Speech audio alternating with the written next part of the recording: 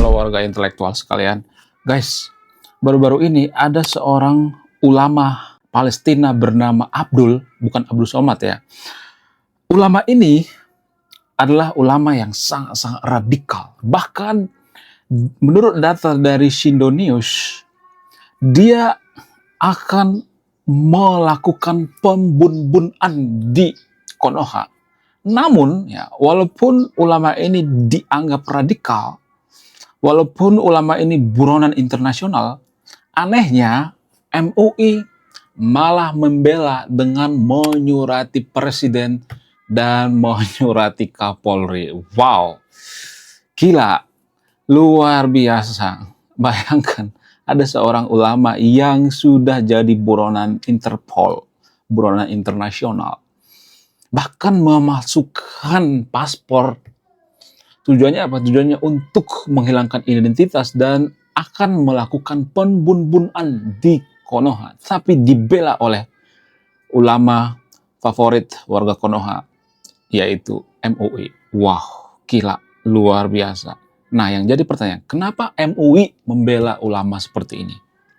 Siapa ulama yang saya maksud? Ulama yang saya maksud itu adalah ulama bernama Abdul. Nah, yang jadi pertanyaan, apakah nama lengkapnya Abdul Somad? Kenapa dia dibela oleh MUI? Apa alasannya? Langsung saja kita ke pembahasannya. Mari kita gaskan.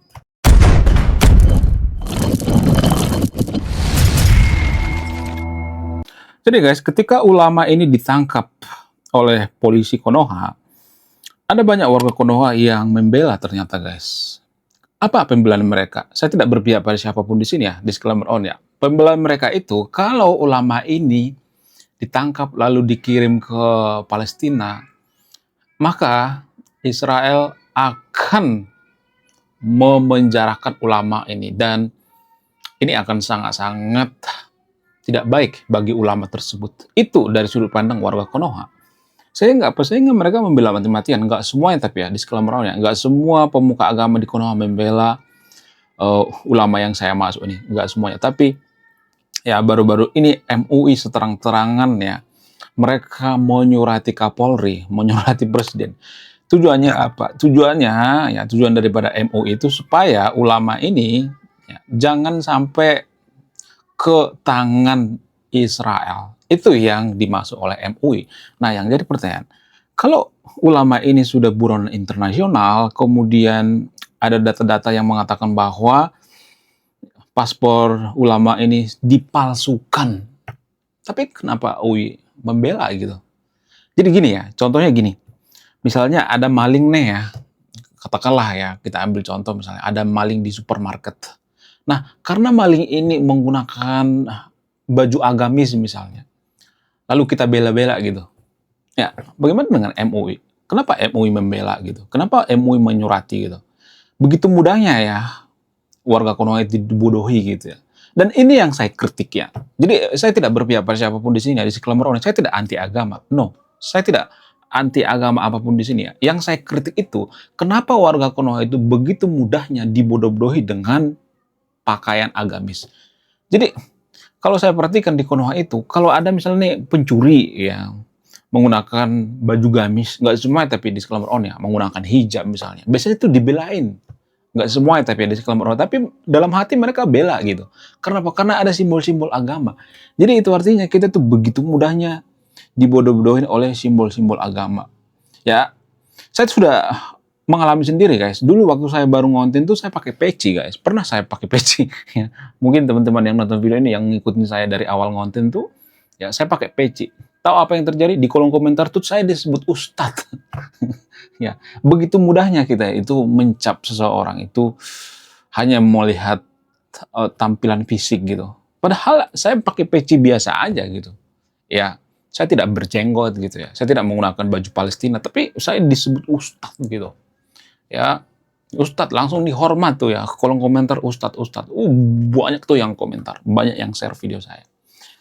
Jadi begitu mudahnya kita itu dibodoh-bodohi oleh tampilan simbolis gitu ya. Kita tuh sangat-sangat simbolis dalam beragama. Kita hanya melihat luar-luarnya aja. Ya bisa aja dia menghancurkan agama kita kan. Misalnya ya ulama ini ya, ulama yang saya maksud ini ya, siapa namanya, Abdul ya. Jadi bisa aja si Abdul ini bukan Abdul Somad ya, bukan, lain ya, itu lain cerita ya. Walaupun sama-sama dicekal di luar negeri ya, sama-sama dicekal di Singapura ya. Bukan itu saya maksud. Jadi Abdul ini sebenarnya bisa aja dia menghancurkan agama Islam itu sendiri dari dalam, ya kan? Who know kan? Jadi jangan berpikir saya memojokkan agama tertentu di sini, enggak. Tujuan saya itu baik ya, supaya kita itu jangan mudah termanipulasi. Saya sudah banyak mengamati pemuka agama, sudah banyak mempelajari karakter pemuka agama, sudah banyak mempelajari tentang agama. Begitu mudahnya kita dibodohi oleh embel-embel ulama pemuka agama gitu. Jadi please lah ya, MUI jangan ngurusin ini deh, lebih baik ngurusin ya kasus-kasus yang ada di pondok pesantren. Ada banyak tuh ya kasus-kasus, kemudian kasus intoleransi, kemudian korupsi. Bikin tuh fatwa MUI ya, haram hukumnya korupsi. Ya berani nggak? Ya jangan masalah kayak gini aja diurusin gitu ya. Gimana kita mau maju coba ya? Ulama yang sudah buronan internasional diurusin gitu. Ya, kalau dia sudah buronan internasional berarti itu sudah sangat-sangat diperhitungkan gitu. Itu sangat-sangat sudah diteliti gitu. Emang bisa asal-asal bikin buronan internasional? Enggak kan? Itu sudah diperhitungkan gitu. Jadi MUI lebih baik fokus pada fatwa ya, haram hukumnya korupsi, haram hukumnya ya selingkuh. Harusnya kan seperti itu ya, bukan malah ngurusin seperti ini. Aduh, ngaco ya. Kapan majunya coba negara kita ini? Apakah karena MUI Konoha itu nggak maju-maju? Ya, menurut kalian gimana? Saya cuma bertanya, coba tulis di kolom komentar ya, apakah MUI itu penyebab kenapa Konoha nggak maju-maju? Apa sih kontribusi MUI ke Konoha? Apa sih kontribusinya? Kalau misalnya mengatakan, lu apa kontribusinya? Saya tuh sering dikatakan seperti itu. Gue kan bukan pejabat, gue nggak digaji, coy. MUI kan digaji kan? Iya kan? Mereka punya pendapatan kan dari mana? Dari halal dan haram gitu ya. Ya dari sertifikasi halal dan haram itu banyak duitnya itu. Iya kan? Setiap makanan ada halal dan haramnya. Lalu kenapa mereka ngebelain orang-orang seperti ini? Kan ngaco gitu. Saya nggak digaji, gue nggak digaji sama pemerintah, gue bukan buzzer gitu. Kalau gue digaji, ya buzzer misalnya, ya gue punya kontribusi dong ya. Ya jadi jangan nanya kontribusi gue apa, orang gue nggak digaji sama pemerintah, ya kan? Jangan gitulah ya. Kalau kita mengkritik MUI itu bukan kita mengkritik agamanya, tapi mengkritik kelakuannya, karakter, apa kontribusi MUI. Ya udah bubarin aja MUI kalau nggak ada kontribusinya kan. Ya kan ngapain coba? MUI itu kan seperti mendirikan negara di dalam negara Konoha, ya kan? Negara harusnya mengatur MUI gitu, dibubarin aja gitu seperti FPI gitu, HTI kan nggak ada kontribusi gitu. Kontribusinya apa? Kontribusinya ngebelain penjahat seperti ini. Padahal ya menurut data dia sudah ada rencana membun-bun di Konoha, sudah dipersiapkan. Ada 7 negara tuh ya yang akan dibun-bun. Ya, you know lah apa yang saya maksud. Saya tidak bisa mengucapkan yang sebenarnya di sini ya, karena ini sensitif guys ya. Jadi pada faktanya ya kita tuh susah ya membedakan mana orang yang agamis, mana orang yang tidak gitu. Orang yang agamis itu adalah orang yang karakternya baik gitu, orang yang jujur gitu, bukan orang yang berpakaian seperti agamis gitu ya. Bukan berpakaian bersorban gitu, baju orang-orang Arab ya. Itu kan cuma baju doang. Ya gue juga bisa pakai kok baju Arab. Apa susahnya sih pakai baju Arab? Coki Pardede juga bisa pakai baju Arab kan? Apakah dia seorang ulama? Enggak kan? Jadi jangan gitu guys ya. Jangan sedikit-sedikit itu seiman dengan kita. Nah, ini nih ya, pemikiran seperti ini yang bikin Konoha hancur berantakan. Ya, yang penting seiman. Ya, saya tidak memojokkan agama tertentu di sini ya.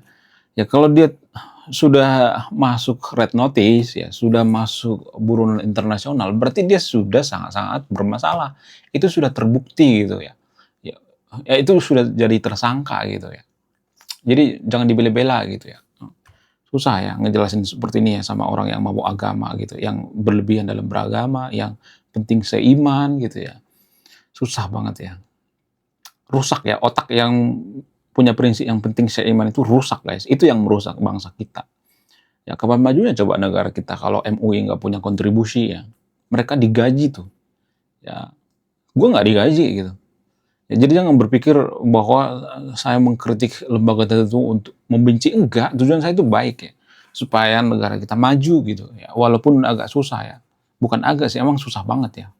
Hampir possible gitu. Karena apa? Karena pola pikir kita tuh susah. Kalau saya ngomong seperti ini tadi pasti ada yang kejang-kejang jawatan berjamaah. Oh, kamu mengkritik agama saya, lu anti Islam. Sedikit-sedikit anti Islam. Ya, ya, kalau seperti itu, kalau sedikit-sedikit dikritik anti Islam, ya udah Konoha dibagi dua aja gitu. Satu negara nonis, satu negara Islam gitu. Ya kan? Ya biar kita lihat gitu siapa yang paling maju ya kan. Ya udah dibagi dua aja. Kalau kalian anti kritik gitu ya. Kalau kalian itu nggak mau dikritik gitu, ya udah nggak usah satu negara gitu. Beda negara sekalian gitu. Ya kan? Jadi mayoritas itu mempengaruhi kemajuan suatu bangsa. Agama itu mempengaruhi kemajuan suatu bangsa. Bayangkan ya, MUI, Majelis Ulama Konoha, itu ya kumpulan daripada pemuka agama, ulama-ulama. Ulamanya seperti itu dari ya, ya bayangkan ulama seperti itu. Ya gimana dengan umatnya ya kan? Itu yang jadi pertanyaan besar. Luar biasa ya. Menurut kalian gimana? Coba tulis di kolom komentar ya. Kemudian kenapa ulama Abdul ini melakukan hal yang tidak terpuji gitu ya? Maksudnya dia punya rencana jahat gitu. Kenapa bisa seperti itu? Apa alasannya? Ya menurut dugaan saya, ulama ini mungkin kesel karena apa? Karena dia merasa bahwa mereka itu terjolimi gitu ya, dijajah sama Israel gitu ya, merasa nggak berdaya gitu, sehingga kesel gitu. Mungkin Konoha nggak terlalu membantu Palestina mungkin ya kan? Ya tahu sendirilah Konoha. Konoha itu kan sebenarnya nggak terlalu niat bantu Palestina. Buktinya kalau mereka niat, mereka sudah bantu ke Palestina kok, sudah banyak yang pergi ke sana. Padahal kan sampai sekarang nggak ada yang pergi ke Palestina kan. Jadi menurut keyakinan saya, Free Palestine ini hanya komoditi aja gitu ya. Karena apa? Karena mereka mengharapkan yang namanya oh, donasi gitu ya kan. Menurut keyakinan saya, dan nggak semuanya seperti itu disclaimer on ya, karena banyak kasus juga kan seperti yang kemarin-kemarin gitu. Itu yang jadi permasalahan. Ya, jadi ya mungkin ini menguntungkan gitu. Free Palestine ini menguntungkan, bisa dijual gitu. Sehingga apa? Sehingga orang mau berdonasi. Ya bisa aja donasi itu ditilap. Ya kan kita nggak tahu kan, who know kan. Ya donasi-donasi yang dari Konoha itu bisa aja dimasukin ke kantong. Kemarin ada yang viral tuh di TikTok, ketik TikTok ya. Ya masalah donasi Palestina ya. Eh, Polemik masalah donasi Palestina muncul itu nanti. Ya ada seorang wanita yang diduga menilap duit donasi Palestina. Jadi ya itu yang muncul ya banyak. Ya, kita nggak tahu, siapa tahu ada banyak yang muncul, yang belum muncul ya kan. Kita nggak tahu kan, who know ya kan. Jadi gini guys, kalau kita selalu berpikir negatif terhadap Israel, warga Konoha itu kan berpikir negatif sama Israel. Oh Israel itu penjajah. Emang kalau Israel itu penjajah, emang Palestina udah suci gitu. Emang Palestina sudah nggak punya dosa gitu. Emang warga Gaza nggak punya dosa gitu. Emang mereka suci gitu. Emang mereka nggak menyerang duluan 7 Oktober gitu. Kalau misalnya mengatakan, oh jangan ngitung dari 7 Oktober dong, ya yang sebelum-sebelumnya, tahun 45. Jangankan tahun 45, ya udah kita mulai dari sebelum Masehi aja gitu. Sebelum Masehi mereka itu ya hidup berdampingan gitu. Ya, jangan tanggung-tanggung gitu. Warga Konoha itu kan ya melihat sejarah itu ya tergantung menguntungkan atau tidak. Kalau nggak menguntungkan mereka nggak akan lihat sejarah itu. Ya, itu yang jadi permasalahan. Kita selalu berpihak pada Palestina itu karena apa? Karena seiman, nggak ada alasan lain ya. Sama seperti kasus Abdul ini. Ya, kita membela Palestina itu karena seiman. Kalau kita nggak seiman, nggak bakal dibela. Potong kuku saya. Nggak percaya, potong kuku saya nih. Yang kalau Palestina itu mayoritas Konghucu, nggak bakal dibela. Ngapain gitu? Ya kita itu pro terhadap kemanusiaan itu karena seiman. Jadi seiman itu mempengaruhi kemajuan suatu bangsa. Itu yang saya kritik. Kenapa kita sedikit-sedikit seiman ya? Ya masalah kemanusiaan seiman. Padahal di dunia ini masih banyak kok orang yang perang. Bukan cuma Palestina aja. Palestina korbannya cuma berapa? Ya nggak sampai ratusan ribu kan. Di Ukraina sama Rusia ada jutaan orang yang korban. Tapi kita nggak peduli tuh. Kita nggak peduli kemanusiaan sebenarnya. Tapi kita peduli tentang seiman, seagama. Saya ngomong seperti ini pasti banyak nanti yang marah-marah, yang kejang-kejang, kelonjotan berjamaah. Saya nggak berpihak pada siapapun, saya bukan buzzer Israel juga. Tapi kalau mau bongkar aib Israel, bongkar aib Palestina, bongkar semuanya, bongkar aib Hamas, bongkar aib Iran, semuanya bongkar. Ya jangan cuman bongkar aib Israel aja, nggak boleh seperti itu. Ya saya tidak ada tujuan berpihak di sini. Ya kalau mau bongkar, bongkar semuanya gitu. Ya jangan cuma satu doang yang dibongkar. Ya. Menurut kalian gimana? Coba tulis di komentar ya. Tidak akan berpihak di video ini. Anda yang menyimpulkan. Belum kita lanjut. Jadi guys, kemarin ada yang nanya, lu apa sih kontribusinya bagi negara ini? Kontribusi saya ini guys ya. Nulis buku, judulnya Budi Tanpa Pekerti. Ini temanya bahas tentang agama. Kemudian sama luka. Kisah dalam buku ini ada seorang kiai bingung memilih antara menyelamatkan hutan atau menyelamatkan 1000 anak yatim. Link pembeliannya ada di pin komentar video ini. Oke guys, sekian video ini. Terima kasih sudah memahami. Saya warga intelektual. Salam rasional.